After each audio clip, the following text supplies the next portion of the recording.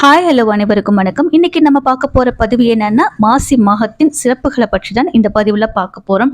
மாசி மகம் என்பது மாசி மாத பௌர்ணமியுடன் கூடி வரும் மக நட்சத்திர நாளில் இந்துக்களால் கொண்டாடப்படும் ஒரு சிறப்பான நாளாகும். அன்றைய தினம் கடலாடும் விழா என்று கொண்டாடப்படுகிறது.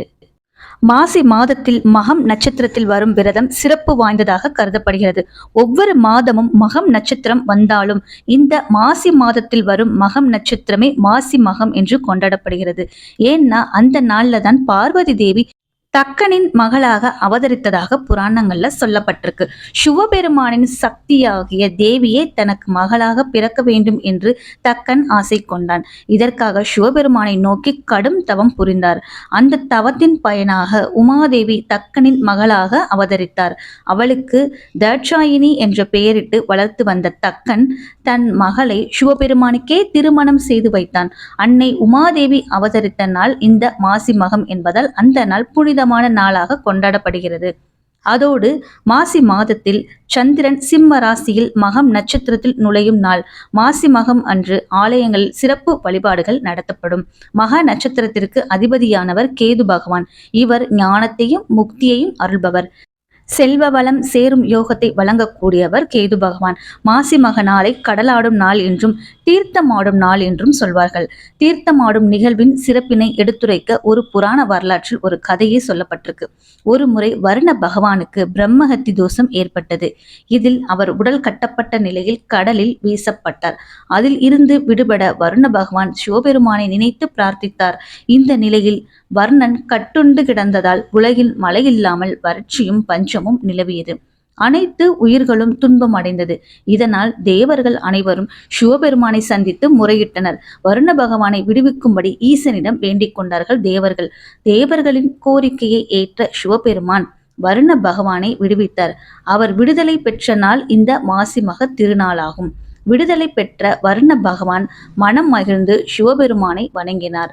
பின்னர் ஈசனிடம், இறைவா, நான் பிரம்மஹத்தி தோஷத்தில் பீடிக்கப்பட்டு கடலில் கிடந்த போது நீருக்குள் இருந்தபடியே உங்களை வணங்கினேன்.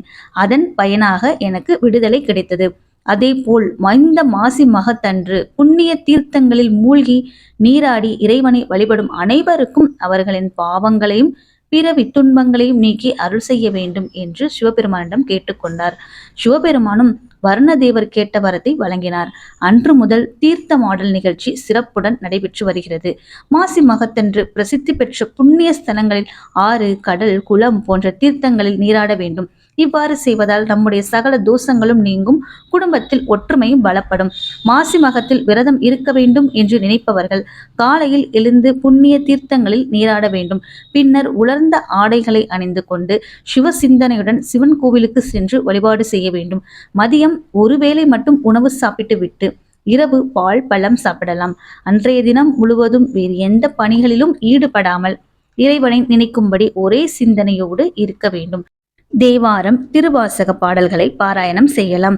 இந்த விரதத்தை கடைபிடித்தால் குழந்தை பாக்கியம் கிடைக்கும் என்று புராணங்கள்ல சொல்லப்பட்டிருக்கு. பித்ருக்களை குளிர்விக்க ஏற்ற நாள் இந்த மாசி மக நன்னாள். எந்த சுப நிகழ்ச்சி நடந்தாலும் பித்ருக்களை வணங்கினால் அந்த சுப நிகழ்ச்சி தடையில்லாமல் நடக்கும்.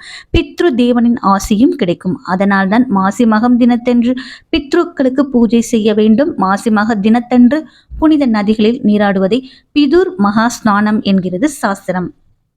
அன்றிரவு பௌர்ணமி வேளையில் விழித்திருந்து அம்மன் சன்னதிகளில் நடக்கும் பூஜைகள், அபிஷேக ஆராதனைகளை தரிசிப்பது மிக்க நன்மை தரும்.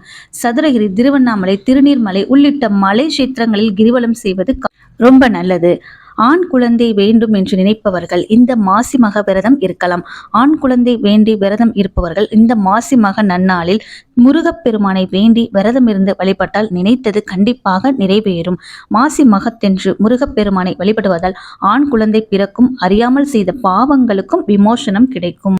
இந்த மாசி மாதத்தில் நாம் செய்யும் எந்த காரியமும் நமக்கு இரட்டிப்பு பலன்களை கொடுக்கும். எல்லா மாதங்கள்ல மக நட்சத்திரம் வந்தாலும் இந்த மாசி மாதம் வரும் மகம் நட்சத்திரம் சிறப்புக்குரியது. அன்றைய தினம் நம் விரதம் இருந்தால் நமக்கு நிச்சயமாக மறுபிறவி கிடையாது என்று புராணங்கள்ல சொல்லப்பட்டிருக்கு. மக நட்சத்திரம் பெருமாளுக்கும் உகந்த நாள். நீர்நிலை உள்ள இடங்களில் தீர்த்தவாரி உற்சவம் நடைபெறும். இதற்கு காரணமானவர் புண்டரிக மகரிஷிதான். திருப்பார்கடலில் பள்ளி கொண்டுள்ள பெருமாளின் காலடியில் அன்றளர்ந்த தாமரை மலரை வைத்து வணங்க வேண்டும் என்ற ஆவலில் புண்டரிக மகரிஷி மாமல்லை கடற்கரையில் மலரை வைத்துவிட்டு பார்க்கடலுக்கு வழி ஏற்பாடு செய்ய முயற்சித்தார். அதற்காக கடல் நீரை தொடர்ந்து இறைத்து கொண்டிருந்தார். இவருடைய தளரா முயற்சியையும் தளாத பக்தியையும் கண்ட திருமால் ஒரு முதியவராக உருவெடுத்து முனிவரிடம் வந்து, எனக்கு பசியும் களைப்புமாக உள்ளது, ஊருக்குள் சென்று உணவு வாங்கி வாருங்கள், அதுவரை நானே கடல் நீரை உமக்காக இறைக்கிறேன் என்று அனுப்பிவிட்டார். முனிவரும் உணவு வாங்கி வந்து பார்த்தபோது கடல் உள்வாங்கியிருந்தது. முதியவரை காணாம். அப்போது ஒரு குரல் கேட்டது. முனிவர் வைத்த மலர்களை பாதங்களில் வைத்துக்கொண்டு திருமால் தரையில் பள்ளி கொண்டு ரிஷிக்கு காட்சி தந்தார். ஸ்ரீமன் நாராயணனே தன் திருக்கரத்தால் நீர் இறைத்த அந்த அர்த்த சேது கடலில் மாசி மகத்தன்று நீராடுவது பெரும் புண்ணியம். இந்த மாசி மக தினத்தன்று கும்பகோணத்தில் உள்ள மகாமக குளத்தில் நீராட நாட்டின் பல பாகங்களிலிருந்தும் மக்கள் கும்பகோணத்திற்கு வருவார்கள். காசியில் பிறந்தோர் பாவம் கும்பகோணத்தில் போகும், கும்பகோணத்தில் பிறந்தோர் பாவம் மகாமக குளத்தில் நீராடினால் போகும் என்று புராணங்கள்ல சொல்லப்பட்டிருக்கு. இந்த மாசி மக தினத்தன்று 14 லோகத்தில் வசிப்பவர்கள் இத்திருக்குளத்தில் நீராட வருவதாகவும், கங்கை, யமுனை, சரஸ்வதி, நர்மதை, சிந்து, காவிரி, கோதாவரி, சரையு, பொருணை ஆகிய நதிகளும் கன்னிகளாக இங்கு வந்து இத்திருக்குளத்தில் நீராடி தங்கள் பாவங்களை போக்கிக் கொள்கின்றனர் என்பது ஐதீகம். இந்த வீடியோ இதோட முடிச்சுக்கிறேன். நன்றி, வணக்கம், தேங்க்யூ.